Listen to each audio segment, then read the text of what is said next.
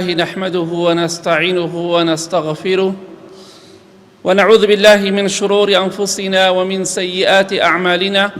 من يهده الله فلا مضل له ومن يضلل فلا هادي له، وأشهد أن لا إله إلا الله وحده لا شريك له، وأشهد أن محمدًا عبده ورسوله. أما بعد، فإن خير الكلام كلام الله، وخير الهدي هدي محمد صلى الله عليه وآله وسلم، وشر الأمور محدثاتها، وكل محدثة بدعة، وكل بدعة ضلالة، وكل ضلالة في النار. خۆشەویستان، هەر ناز و نیعمەتێک خوای گەورە بە ئێمەی دەبەخشێ فەزڵ و کەرەمی خۆیەتی، ئازایەتی ئێمەی تێدا نییە. چونکە ئەگەر خوای گەورە شتێکت بۆ ئاسان نەکات، ناتوانی بەدەستی بهێنی. ئەگەر بچووکترین شت بێت. کاتێکە سولەیمان پێغەمبەر صلی الله عليه وسلم خوای گەورە ئەو هەموو ناز و نیعمەتەی بەسەرا ڕژاند، کاتێکە لەگەڵ سوپاکەی و لەشکرەکەیدا بەڕێگایەکدا دەڕۆن، دەگەنە دۆڵێک، لەوێ مێرولەیە قسە دەکات. بە مێرولەکان دەڵێ بڕۆنە ژوورەوە، با سولەیمان سەلامی خوای لەسەر بێ لەگەڵ سوپا و لەشکرەکەیدا ئێوە نەشێلن، ئێوە لەناو نەدەن. کاتێکە سولەیمان پێغەمبەر صلی الله عليه وسلم گوێی لە دەنگی مێرولەکە دەبێت کە ئەو قسەیە دەکات، زەردەخەنەیە دەکات، دەفەرمێ: وقال ربي أوزعني أن أشكر نعمتك التي أنعمت علي. لخۆی بایی نابێ، مێرولە گوێم لە دەنگێتی، من پاشام، من پێغەمبەرم سەلامی خوای لەسەر بێ، من جنۆکە و ئادەمی زاد و باڵندە و گیان لەبەران و بێباڵ هەمووی لەژێر فەرمانی مندایە، بەڵام لەخۆی بایی نابێت. بۆیە دەفەرمێ خوایە یارمەتی دەرم بە، خوایە ڕام بێنە. لەسەر چی ڕام بێنە؟ ڕام بێنە لەسەر ئەوەی کە بەردەوام سپاس و ستایشی ئەو هەموو ناز و نیعمەتە بکەم کە بەسەر من تا ڕژاندووە. خوای یارمەتی دەرم بە، چونکە ئەگە خوای یارمەتی دەرت نەبێت، واللهی ناتوانی سپاسی خوا بکەی. بۆیە خەڵکی وا هەیە ڕۆژانە 100 جار ناڵێ الحەمدولله، 50 جار ناڵێ، هەیشە هەزارەها جار دەڵێ. بۆیە بڵێ خوای یارمەتی دەرم بە. خۆشەویستی خوا صلی الله عليه وسلم لە حەدیثێکی صحیح داهاتووە، بە معازی فەرموو ڕەزای خوای لێ بێ، فەرمی: واللهی ئەی معاز، من تۆم زۆر خۆش دەوێ. ئامۆژگاری دەکەم لە دوای نوێژە فەرزەکان ئەمەت لەبیر نەچێ. اللهم أعني على ذكرك وشكرك وحسن عبادتك. يا ربي خوايا یارمەتی دەرم بە، یارمەتیم بدە، کۆمەکیم بکە، پشتیوانیم بکە، تەوفیقم بدە.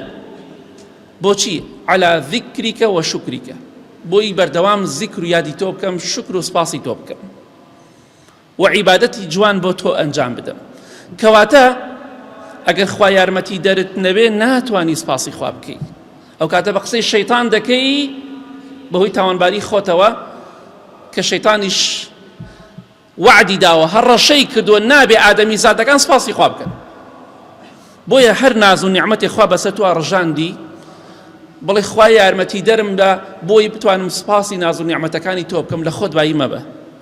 سولەیمان سەلامی خوای لەسەر بێ دەفەرمی: خوای یارمەتی دەرم بە، بۆی بەردەوام سپاسی تۆ بکەم لەسەر ئەو هەموو ناز و نیعمەتی کە بەسەر مندا ڕژاندوتە.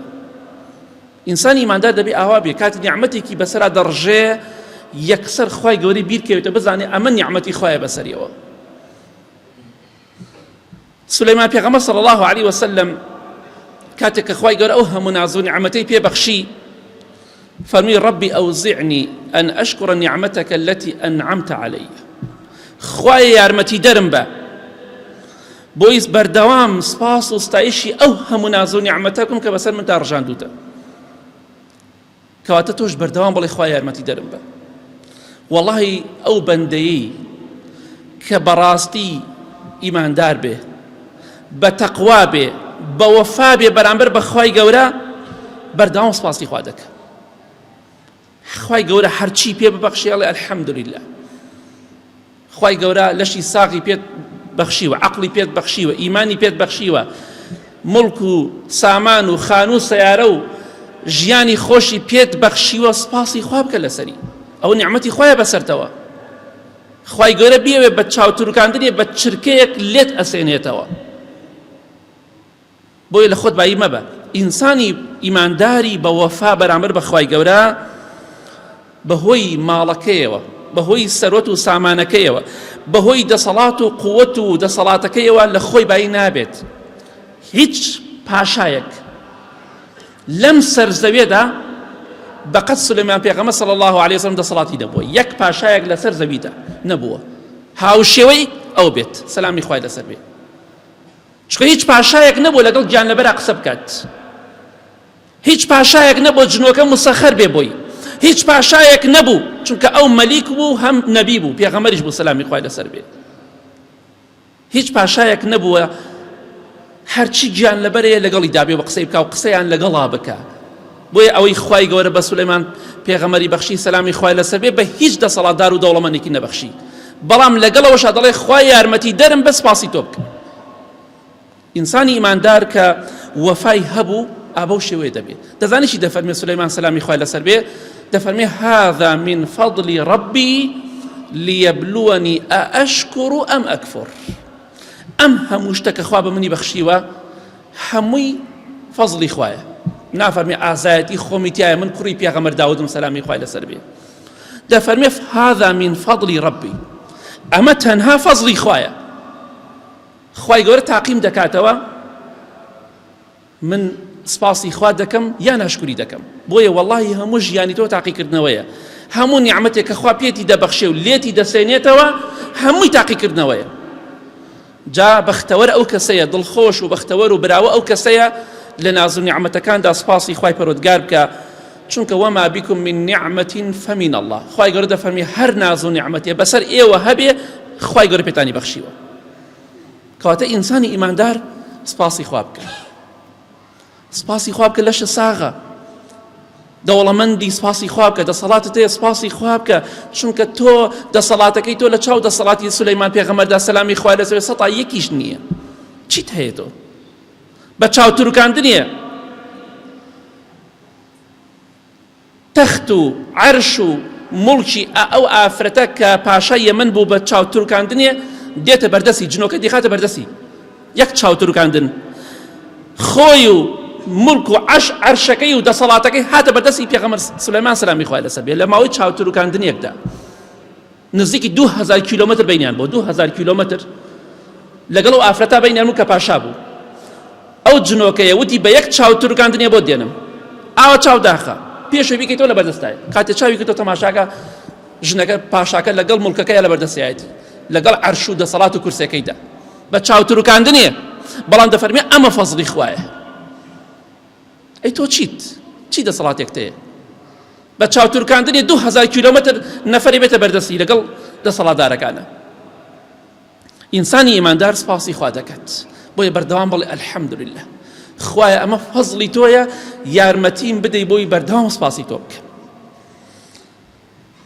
بەڵێ پێغەمبەر سولەیمان سەلامی خوای لەسەر بێ فەرمووی ئەی پەروەردگار ئەوزعنی ئەن ئەشکوڕە نیعمەتەکە الەتی ئەنعەمتە عەلەیە خوای یارمەتی دەرم بی بۆ ئەوەی بەردەوام سپاسی ئەو ناز و نیعمەتانی تۆ بکەم کە بەسەر من تا ڕژاندووتە بۆیە ئەو عەبدەی کە بەڕاستی عەبدی خوا بێ وەفای هەبێ ئیمانی هەبێ تەقوای هەبێ لە کاتی خۆشی و ناخۆشیدا سپاسی خوا دەکە پێغەمبەری خوا صلی الله عليه وسلم مناڵەکەی ئیبراهیمی کوڕی تەمەنی مناڵ بوو بە منداڵی هێشتا شیری دەخوارد لە باوشی پێغەمبەری خوادا صلی الله عليه وسلم گیانی دەرچوو مرد گریا فەرمی شتێک ناڵێن خوا پێی ناخۆش بێ ئەوەی خوا پێی ناخۆش بێ نایڵێم بە قەزا و قەدەری خوای گەورە ڕازیم یەکی لە پیاوچاکان دەفەرمێ ڕۆشتم بۆ شوێنێک بە سەرهاتەکە چەندجا باسمان کردو بەڵام مەبەستمان یەک خاڵێکێتی ئەفەرمێ پیاوێکم بینی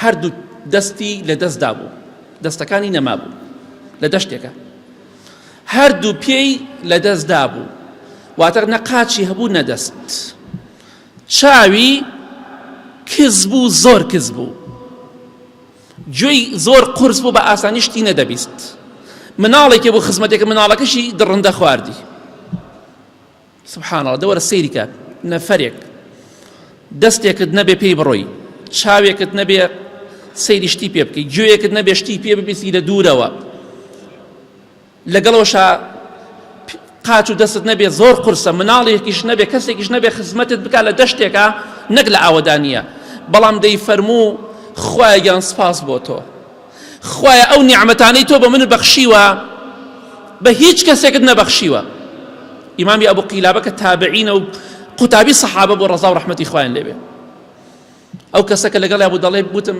ئەی بەندەکەی خوا چی نیعمەتێکی بە تۆ بەخشیوە یعنی نیعمەتەکانم پێ بڵێ کە ئەڵێ خوایە ئەوەی تۆ بە من بەخشی و بە کەسە نەبەخشیوە لە کاتێکا نە دەستێکی نانی پێ بخوا نە پێیەکی هەنگاوی پێ بنێت بەهۆی نەخۆشی و هەمووی لە دەستداوە چاوێکی تەواوی نییە گوێیەکی تەواوی نییە دەڵێ خوایە تۆ فەزڵی من و داوە بەسەر هەموو خەڵکیدا ئەوە عەبدی ڕاستەقینەیە بەخوا ئەوە وەفادارە بەرامبەر بە خوای گەورە فەرمیوە تۆ چی ئەڵێی خوای گەورە زمانی بە من داوە زمانم ساغە زیکری خوای پێ دەکەم والله ئەوە خوا بە منی بەخشیوە بە کەسی نەبەخشیوە تەنها زمانم هەیە زیکری خوای پێ دەکەم وتی واللهی ئەوە ئیماندارە بەندەی ڕاستەقینە ئەوەیە کە سولەیمان پێغەمبەر صلی الله عليه وسلم دەفەرمێ خوایە یارمەتیم بدەی بۆی بەردەوام سپاسی تۆ بکەم ئەمەیە لە کاتی خۆشی و ناخۆشیە سپاسی خوا بکەی فەرمی واللهی ئەگەر خوای گەورە لە ئاسمانەوە ئاگرێک ببارێنێتە خوارەوە بەسەرما بمسووتێنێ خوای گەورە بە ئاگر بمسووتێنێ لە ئاسمانەوە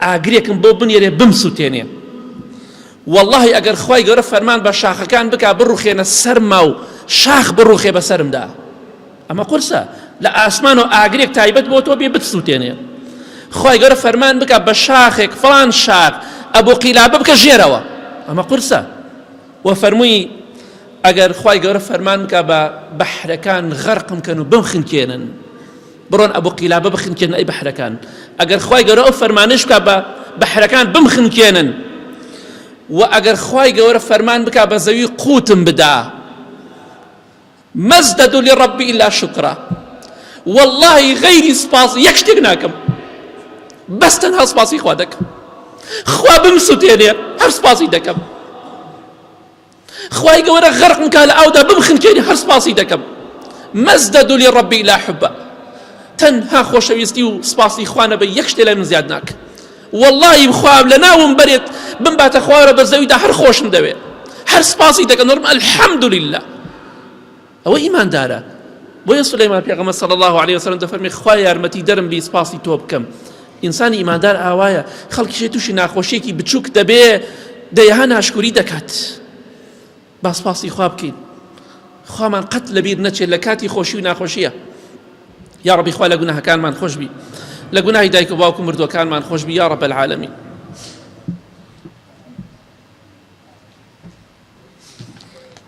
الحمد لله والصلاة والسلام على رسول الله وعلى آله وصحبه ومن والاه سليمان پیغمبر صلى الله عليه وسلم كات خوای گەورە ئەو هەموو ناز و نیعمەتەی پێ دەبەخشێ ئەو هەموو شتەی بۆ مسەخەر دەکات دەفەرمێ خوایە گیان یارمەتی دەرم بی بۆی سپاسی تۆ بکەم بەسەر ئەو هەموو ناز و نیعمەتەی کە بە منت بەخشیوە ئەنعەمتە عەلەیە وعەلا والدەیە ئەها سەیری ئینسانێک بەندەیەک کوڕێکە چاک بوو کچێکە چاک بوو ئابەم شێوەیە دەبێت کوڕ و کچی چاک ئابەم شێوەیە دەبێت خوایە گیان سپاس بۆ تۆ خوایە یارمەتی دەرم بی سپاس و ستایشی تۆ بکەم لەسەر ئەو نیعمەتانی کە بە منت بەخشیوە و ئەو نیعمەتانشی کە بە دایک و باوکی منت بەخشیوە چونکە ئەو نیعمەتانی کە خوای گەورە بە دایک و باوکی تۆی بەخشیوە نیعمەتێکە بۆ تۆش بۆیە بەردەوام سپاسی خوا بکە لەسەر ئەوەی کە باوکت دایکت کەسێکی چاک و ئیماندارن کەسێکی بە شەخسێتن کەسێکن خەڵکی خۆشیانی دەوێ خەڵکی دوعای خێریان بۆ دەکا بەڕێزن محتەرەمن سپاسی خوا بکە لەسەری تەنها لەسەر نیعمەتەکانی خۆت سپاسی خوا مەکە وەفات هەبێ بەرامبەر بەو نیعمەتانەی کە خوا بە دایک و باوکی بەخشیوە وەکو سولەیمان پێغەمبەر سەلامی خوای لەسەر بێ خوایە یارمەتیم دە سپاسی تۆ بکەم لەسەر ئەو نیعمەتەی کە بە دایک و باوکمیشت بەخشیوە هەتا ئێستا کێمان وتمانە خوایە سپاس بۆ تۆ لەسەر ئەو نیعمەتانی بە دایک و باوکم بەخشیوە کێمان وامان وتووە کێمان سپاسی خوامان کردووە لەسەری باوکێکی چاکمان هەیە دایکێکی چاکمان هەیە وەڵاهی دایک و باوک دڵسۆزترین کەسن بۆ تۆ بەبێ مەسلحەت و بەرژەوەندی تۆیان خۆشەوێ. ڕۆڵەکان گەنجەکان دایک و باوکتان ماوە ڕێزیان لێ بگرن، حرمەتیان بگرن، دڵیان مشکێنن، چونکە هەموو ژیانیان کردە قوربانی ئێوە. بەڵام کاتێک کە تۆ بیت لە باوک و دایک، ئەگەر ویژدانت هەبێت تێدەگەیت باوک و دایکایەتی یانی چی، ئەگەر مرۆڤایەتی لەدەست نەدا ئینسان دەزانێت باوک و دایک یانی چی، یعنی خەم و خەفەت، یعنی دڵسۆزی، یعنی وەفا. دڵسۆزی ئەوان وێنەی نییە. بۆیە بەردەوام دوعای خێران بۆ بکە. وەڵڵاهی خودی خۆم ئەگەر یەک نوێژێکی فەرز یا سونەت کە بیکەم، ئەگەر دوعای خێر بۆ دایک و باوکم نەکەم لە سەژدە یا لە دوای تەواوبوونی تەحیات و پێش سەلامدانەوە، خۆم بە بێوەفا دەزانم، خۆم بە سەپڵە دەزانم بەرامبەر دایک و باوکم. ئەگەر یەک جارێ دوعای خێران بۆ نەکەم، یەک نوێژێک ئەڵێم ئەمڕۆ من بێوەفا بووم بەرامبەر دایک و باوکم، سپاسی خوا بکە لەسەر ئەو نیعمەتانی خوای گەورە بە خۆت و دایک و باوکتی بەخشیوە. بێوەفا مەبە بەرامبەریان، لە بیریان مەکە، چونکە ئەوان لە دوای مردنیش لە بیر ناکەن. زیندوون دوعای خێران بۆ بکە، مردوون دوعای خێران بۆ بکە. وقل رب ارحمهما كما ربياني صغيرا. خوای گەورە فەرمانەکە بە پێغەمبەری خوا صلی الله عليه وسلم کە فەرمانە بۆ ئێمەش، بڵێ خوایە گیان ڕەحم بە دایک و باوکم بکەی هەروەکو چۆن بە منداڵی منیان گەورە کرد. وەزنی مریشکێکمان نەبوو، کێ ئێمەی گەورە کرد؟ دایک و باوکمان. وەفاتان هەبێ بەرامبەریان. دوعای خێران بۆ بکەن، سپاسی خوا بکەن لەسەر ئەو نیعمەتانەی کە باوک و دایکشتان پێی بەخشراوە. سولەیمان پێغەمبەر صلی الله عليه وسلم کە خوای گەورە هەموو ناز و نیعمەتەی پێ بەخشی فەرمووی وأن أعمل صالحا ترضاه. خوایە یارمەتی دەرم بی، کۆمەکیم بکەی، یارمەتیم بدەی، پشتیوانیم بکەی بۆ ئەوەی کردەوەیەک ئەنجام بدەم کە تۆ پێت خۆش بێ، کە تۆ پێی ڕازی بیت، بە ئیخلاسەوە کردەوەکانم بۆ تۆ ئەنجام بدەم. داواکە لە خوای گەورە کارێکی بۆ بکات، ئەو کردەوانە ئەنجام بدات کە خوا پێی خۆشە. تۆش بەردەوام بڵێ خوایە یارمەتی دەرم بە بۆی کار و کردەوەیەک ئەنجام بدەم کە ڕەزامەندی تۆی تیا بێ، نەک تووڕێی تۆی تیا بێ. چونکە ئینسان زۆر جار ئێمە کردەوە دەکەین بەڵام تووڕەبوونی خوای تایە. خوا لە خۆمان تووڕە ئەکەین، ئەمە زۆر ترسناکە.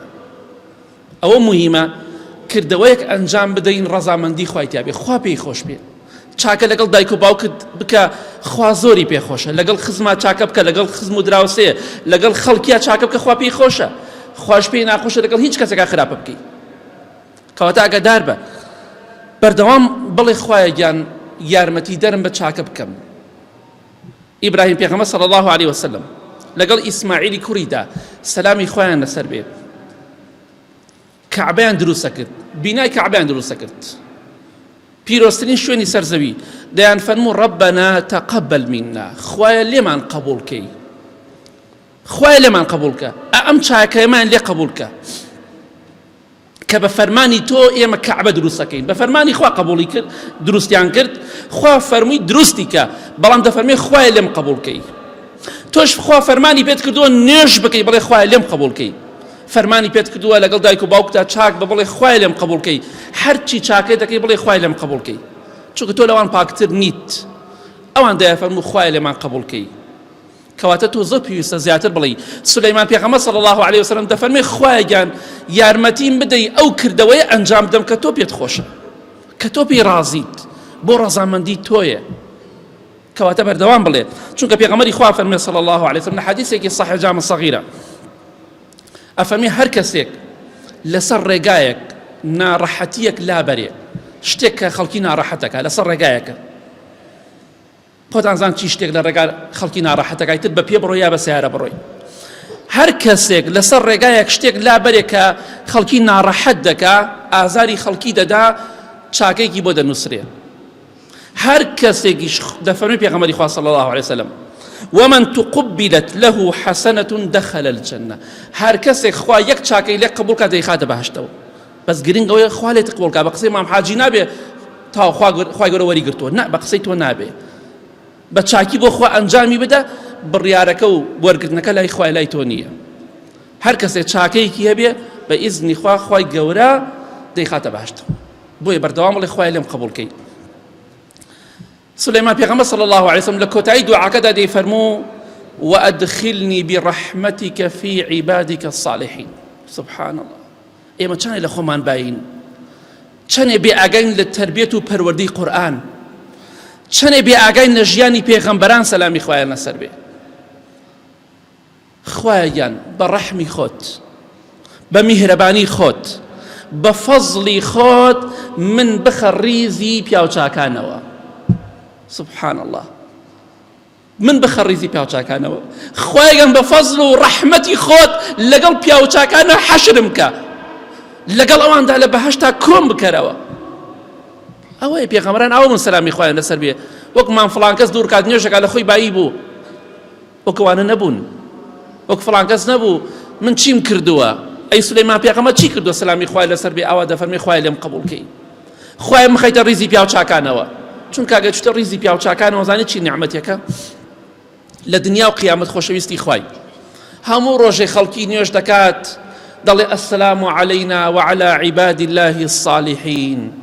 لی تێگەشتوونە ئێمە دوعا دەکەین لە تەحیاتە دەڵێن سەلامی خوا لەسەر هەموو بەندەیەکی خوا بێ، سەلامی خوا لەسەر ئێمە بێ و لەسەر هەموو بەندەیەکی ساڵح و چاکە کار بێت. ئەگە تۆ چاکە کار بووی، زیندوو بی یا مردوو بی، هەر کەسێک بڵێ وعلى عباد الله الصالحين شمولی تۆ دەکا و دوعاکە بۆ تۆش. خوای لەو کەسانەمان بگەڕێ یا رب العالمین کە بەردەوام خەڵکی دوعای خێرت بۆ بکە. بۆیە پێغەمبەر سولەیمان سەلامی خوای لەسەر بێ فەرمووی خوای گەر من خە ڕیزی پیاوچاکانەوە لەگەڵ ئەواندا لە بەهەشتا کۆم کەرەوە، لەگەڵ ئەواندا حەشرم بکە، لە ڕیزی پیاو خراپان نەمژمێری، خوای لە ڕیزی پیاوچاکان بمژمێری. ئیبراهیم پێغەمبەر صلی الله عليه وسلم بەڕێزترە لای خوایە من و تۆ. دەیفەرموو وألحقني بالصالحين، خوای بمگەینی بە پیاوچاکان، بمخەیتە ڕیزی پیاوچاکانەوە. ئیبراهیم پێغەمبەر وا دەڵێ سەلامی خوای لەسەر بێ. و دەیفەرموو چی دەفەرموو؟ یعنی بمخە ڕیزی پیاوچاکانەوە. واجعلني من ورثة جنة النعيم، خوای بمکەی بە ئەهلی بەهەشت، خوای بمخەیتە بەهەشتەوە. پێغەمبەر یوسف سەلامی خوای لەسەر بێ دەیفەرموو توفني مسلما وألحقني بالصالحين، خوای گەن بە مسلمانی بمرێنیت و بمخەیتە ڕیزی پیاوچاکانە و لەگەڵ پیاوچاکانە حەشرم کەیت و کۆم کەیتەوە. خوای گەر بمگەینی بە ڕیزی پیاوچاکان. ئەمە دوعای پێغەمبەرانە سەلامی خوای لەسەر بێ. فێری ئێمە دەکەن، ئێمەش بەردەوام بڵێن خوای گەن بە بەندە چاکەکانی خۆت قبوڵمان کەی و لەگەڵ ئەواندا لە بەهەشتا کۆمان کەیتەوە و لەگەڵ ئەواندا حەشرمان کەی. والله وە گەورەترین نیعمەتی خوایە. بۆیە کۆتاییدا دەڵێم هەر نیعمەتێکمان بەسەرەوەیە فەزڵی خوایە، با سپاسی خوا بکەین وەکو سلەیمان پێغەمبەر سەلامی خوای لەسەر بیکەین بە قدوە و مامۆستا و پێشەوە و پێشەنگی خۆمان. سپاسی خوا بکەین لەسەر هەموو نیعمەتێک، دەسەڵات، پارە، جوانی، لاشەی ساغ، هیچ شتێک لە سنوور دەرمان نەکات. چونکە کاتێک لە سنووری خۆمان دەرچوین، لە خۆمان بایی بووین، دڵنیا بەخوا زەلیلمان دەکات لە دنیا و قیامەت. اللهم اغفر للمؤمنين والمؤمنات والمسلمين والمسلمات الأحياء منهم والأموات من أهل السنة والجمعة والجماعات. يا ربي خويا الشفاء نخوش كان من بدي بتايبتي أواني داوي دعاء خير عن كدوا. يا ربي خويا لجناه هدايك وباوكم مردو كان من خوش بي. يا ربي خويا وما لك بردوام سباس وستعيشي توبك نسنا زو نعمتك كان لخمان باين بين يا رب العالمين. خوایان آخرمان بخیر بگیری، ئەوانەی نەخۆشن خوایە شیفایان بدەی، ئەوانەی لەسەر جێگا کەوتون و چاوەڕێی دوعای خێری مسلمانان و شیفان یا ربی خوایە شیفایان بدەی. خوایان بۆ خاتی عەظەمەت و گەورەی خۆت آخرمان بەخێر بگێڕی، نوێژ و ڕۆژ و عیبادەتمان لێ قبوڵکەی، لە بەهەشتا کۆمان کەیتەوە یا ربی خوایە، لە ڕیزی پیاوچاکان و خواناسان قبوڵمان کەی. آمين آمين آمين وصلى الله على محمد وآله وصحبه أجمعين.